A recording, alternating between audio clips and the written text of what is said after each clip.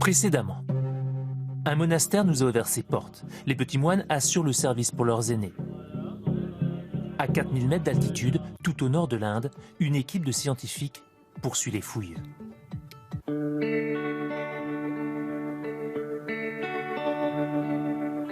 Les sommets se sont couverts de neige.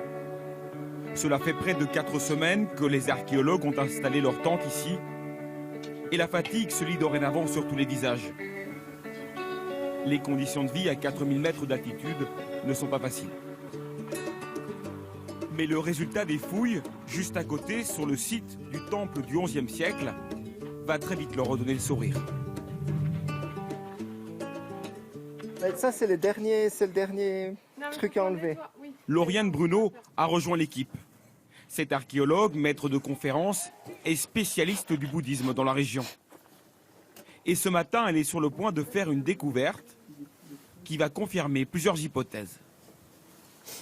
Ah oui, t'as raison. Un canard, enfin une oie, Ouais. une oie blanche. Ouais. Une fresque qui a traversé les siècles. Donc c'est un bout du plafond. Le dessin représente un symbole bouddhiste bien connu. C'est ce qui est sorti avant. Donc l'œil ici, qui est cerclé de noir avec un point au milieu, et la tête qui est délimitée en orange ici. En fait, ils peignent des oies tout en haut du mur, à la lisière du plafond en fait. C'est un animal de bon augure. Pour la Française, c'est le résultat d'années de recherche. Ça fait pratiquement 10 ans qu'on essaie de fouiller au Ladakh. Donc c'est l'aboutissement de 10 ans d'efforts. Mais les archéologues sont toujours en quête des statues qui, selon eux, ornaient les murs du temple. Elles pourraient se trouver juste là, sous leurs pieds.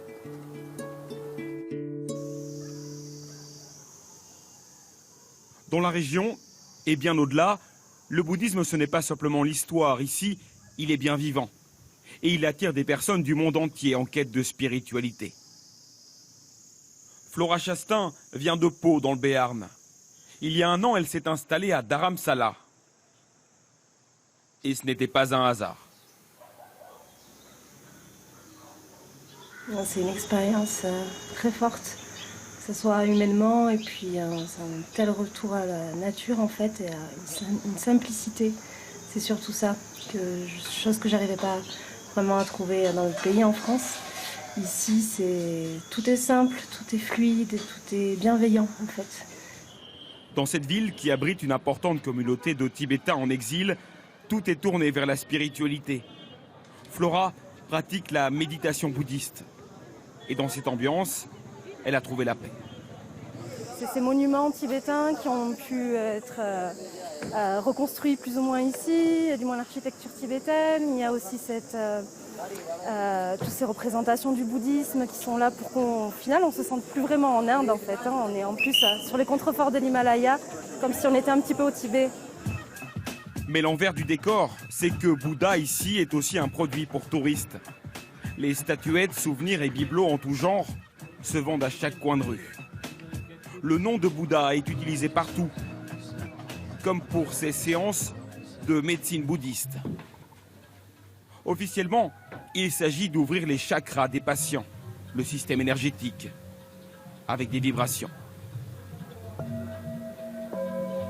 En fait, une supercherie.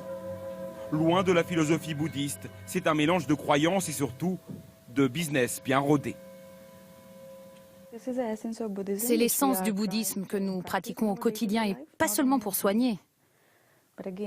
La guérison dépasse les religions. Nous sommes tous des Bouddhas ici. Mais il y a à Dharamsala quelque chose de bien authentique, pour lequel des foules immenses se déplacent.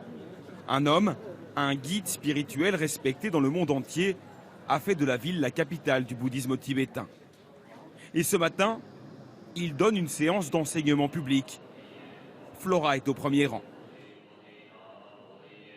On peut ressentir en fait ici que tout le monde attend ce moment, attend de pouvoir voir passer, de pouvoir l'écouter.